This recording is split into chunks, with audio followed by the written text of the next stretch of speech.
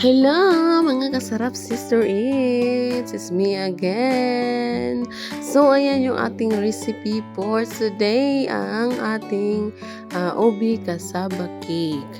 Ang ginamit lang natin dito na ingredients ay yung kasaba, balanghoy na siya sa mua sa Bisaya. Tapos ang 1 can of evaporated milk, 1 can and half condensed milk, and then cheese. Yung isang cheese nga hindi nga mauubos kasi sobrang dami na yun. So ayan yung ating recipe for today mga kasarap sister Ed. So samahan niyo ako at gumawa tayo nitong napakasarap, napaka smooth, delicious, talagang magustuhan ng buong pamilya. So ayan, pinagtulungan na namin ng aking kapatid kung paano natin ginayat yung ating kasaba. Kasi nga medyo dito tayo mahirapan. Hindi to gaano kadaming kasaba, medyo talaga maano lang talaga siya. And then ayan, ginanyan ko lang yung ating kasaba, hindi ko na siya talaga piniga, yung pigang-piga talaga. Ganyan lang siya.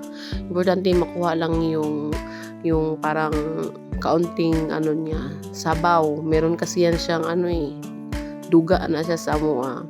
Tapos and then after, nagayat lang din ako ng ating cheese. Ayan, nagayat lang ako ng kakaunti kasi halo natin yan dyan sa ating i-mix na timplahan natin yung ating kasaba cake. So ayan na nga mga kasarap sister eats, nilagyan ko na siya ng iba. Paunti-unti lang yung iba, depende sa inyo kung gaano yung pero sa akin isang iba yung nagamit ko dito. Ang gamit ko na iba ay Alaska. And then, kasi nga OB ang ating flavor, ang ginamit ko na condense ay OB flavor. So, isang can din yung nagamit ko. Nilagay na natin yung ating cheese na napakasarap, mga kasarap sister eats. So, ayan, halo-haloin lang. And then, dito naman sa side, nag-melt din ako ng butter or margarine. Kung ano lang yung available sa inyo, okay na yan, mga kasarap sister eats. And then, i-mix lang natin dito. Naglagay din ako ng kaunting salt at saka yung baking powders, kaunti lang. Tapos, yung salt kasi yun yung parang mag-balance ng taste ng ating sweetness. And then, ayan, nilagay na natin sa ating baking pan yung ating kasaba na i-bake natin siya sa 350 Celsius or degree. Ayan, pinainit ko yung ating oven muna. Ayan, tapos 45 minutes to 50 minutes yung ating pagluto niyan. And then dito naman sa kabilang side, naglagay din ako ng coconut milk at saka yung condensed na original color lang siya. Ayan, half lang yan siya, half can yung aking ginamit. And then halo-haloin lang natin hanggang ganyan na yung kanyang texture, mga kasarap sister eats. Panglagay natin yan mamaya, pang toppings natin sa ating OB cake kasaba.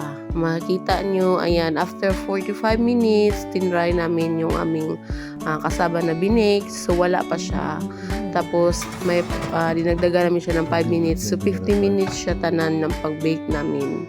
So, ayan, pwede na yan. Luto na yan siya, mga kasarap sister eats. Hanguin na natin.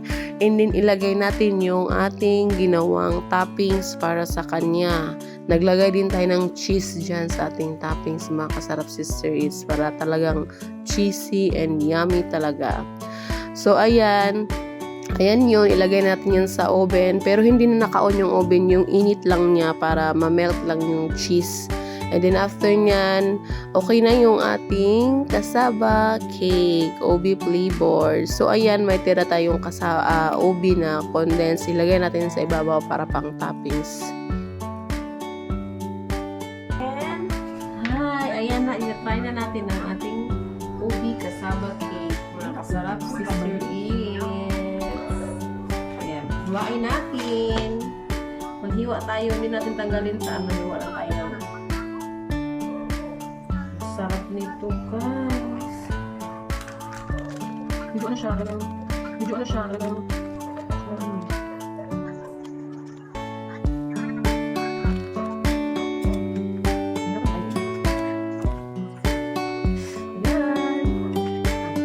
natin mga sister eats. Ayan.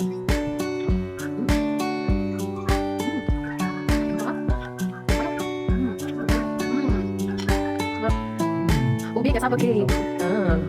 So, that's it lang for today mga kasarap sister eats. God bless everyone. Ang sarap. So yummy mga kasarap sweets. Okay.